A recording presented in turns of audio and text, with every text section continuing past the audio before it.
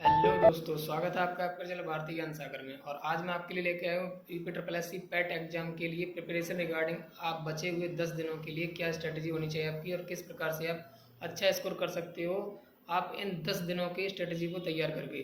करना क्या होगा कि आपको सबसे पहले मैथ के ग्राफ और मैथ का जो पोर्शन आता है उसके टॉपिक वाइज आपको सिलेबस को कंप्लीट करना होगा। रीजनिंग के टॉपिक वाइज आपको सिलेबस को कंप्लीट करना होगा। रीजनिंग इतना हार्ड नहीं पूछा जाता है।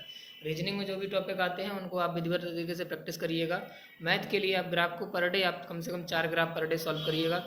इंग्लिश के लिए आप पैराग्राफ, अगर आपकी इंग्लिश वीक है तो आप पैराग्राफ पोर्शन को सॉल्व कर सकते हो। और दूसरी बात, अगर बात करें हिंदी की, तो हिंदी में भी आप पैराग्राफ बड़ी आसानी से सॉल्व कर सकते हो। उसके बाद में जो आपका पोर्शन बचता है हिंदी के 5 नंबर जो आपके आते हैं हिंदी के, उससे रिगार्डिंग आपको एक काम करना होगा कि आपको हिंदी को जो भी कंटेंट प्रीवियस ईयर पूछा गया है उससे उठा करके क्वेश्चन को आप तैयार करिएगा और उसी को बस रिवीजन करिएगा। ज़्यादा नया एक्स्ट्रा पढ़ने की जरूरत नहीं है। अब बात करते हैं जीएस पोर्शन के लिए। जीएस पोर्शन के लिए आपके यदि जीएस में कोई भी प्रिपरेशन अभी तक नहीं की है और आप पहले भी थोड़ा बहुत पढ़ चुके हो, बिल्कुल उसके लिए नहीं बोल रहा हूँ जो नया है, जो थोड़ा बहुत पहले पढ़ता रहा अभी उसकी नई प्रिपरेशन चालू हुई है, तो उसके लिए मैं बता दूं आपको सबसे अच्छा ज़रूरी रहेगा कि टारगेट रोजगार अंकित सर की ये किताब है येलो बुक। इस येलो बुक में history, politics, geography, economy, science, static, GK संपूर्ण अध्ययन को तैयार किया गया और एकमात्र ये पतली किताब है। इसको आप कम से कम समय में अधिक से अधिक तैयारी को आप आयाम दे सकते हैं। और आप, मुझे मेरा मानना है कि आप इसमें अगर पढ़ने बैठेंगे तो आप मुश्किल से 4 से 5 घंटे में हिस्ट्री ख़त्म कर देंगे।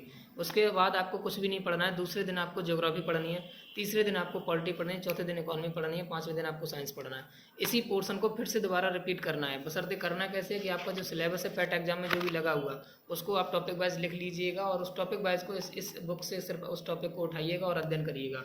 इसके अलावा किसी के पास स्ट्रेटेजी के एग्जाम्पल की ये वाली बुक है, अगर एग्जाम्पल विवेक सर की, तो अगर इसमें जो टॉपिक दिए थोड़ी मोटी किताब लग रही है, लेकिन इसमें आपको सिर्फ वही टॉपिक पढ़ने हैं जो आपको पैट एग्जाम में लगे हुए हैं।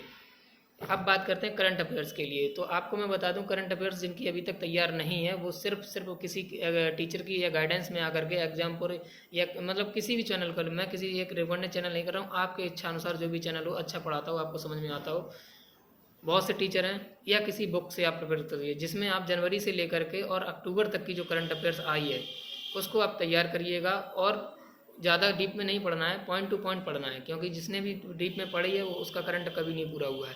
और करंट एक ऐसा महासागर है जिसमें कूदने के बाद आपको पता नहीं मोती हाथ में आएगा कि मछली हाथ में आएगी कि घास हाथ में आएगी। तो जाहिर सी बात है कि जितना भी आपने पढ़ा है बस उसी पर तैयारी करिएगा, उसी की प्रिपरेशन करिएगा।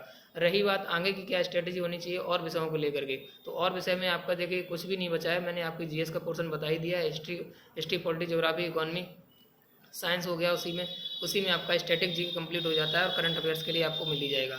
अब बात करते हैं मैथ, रीजनिंग, साइंस की। यहाँ मैथ, रीजनिंग और हिंदी की।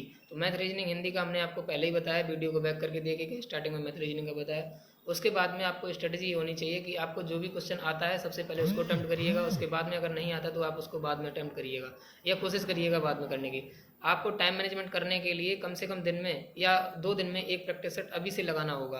और प्रैक्टिस सेट में अच्छे से सबसे बात यह है कि आप अगर ऑफलाइन पेपर है आपका, जैसे ऑफलाइन ही होता है पैट का एग्जाम, और ऑफलाइन पेपर है तो आप कोशिश करिएगा ओएमआर सीट पर पेपर लगाएं। आप ऑनलाइन पेपर ना लगाएं। मेरी एक सलाह मान के चलें, आप ऑनलाइन पेपर सेट कोई भी टेस्ट सीरीज से ना लगाएं। हाँ, अगर आपको ऑनलाइन पेपर लगाना ही है तो आप ओमार के साथ लगाएं। ओमार के साथ कैसे लगाते हैं? ओमार के साथ आप ओमार रख लीजिएगा और उस पर आप पेपर सेट को लगाइएगा। अगर आप बात करते हैं कि कोई आगे चल करके प्रॉब्लम आ रही है कि अब सर हम नहीं लगा पा रहे हैं ओमार से, तो आप ऑफलाइन प्रैक्टिस सेट कोई भी लीजिएगा, ज़्यादा मत करिएगा। प्रीवियस ईयर जो एग्ज़ाम हुए हैं उनको आप उठा लीजिएगा। 2 सालों में जो भी एग्जाम हुए हैं लगभग 4 पेपर हुए, 4 दूनी 8 पेपर हुए हैं। 8 पेपरों का सेट जो है वो आप 2 दिन में 1 दिन लगाइएगा और मुश्किल से आपके 6 से 7 पेपर हैं वो कम से कम लग ही जाएंगे। और ज़्यादा टाइम भी नहीं लगना है आपको। आपको पौने 2 घंटे देना है, मतलब 1 घंटा 45 मिनट लेके चलना है। मुझे इतने टाइम को खत्म करना है। आपको जब इतना टारगेट लेके चलोगे तो 2 घंटा पूरा टाइम लगेगा पेपर में। वो मार्क को विधिवत भरिएगा उन्हीं 2 घंटों में, और उन्हीं 2 घंटों में आपको पेपर सॉल्व करना है। इस तरीके से स्ट्रेटजी बना के तैयार कीजिएगा। अच्छी प्रिपरेशन के लिए जुड़े रहिए हमारे चैनल के साथ, लाइक से सब्सक्राइब करते रहिए। मिले नेक्स्ट वीडियो में, तब तक के लिए धन्यवाद। टाटा, जय हिंद।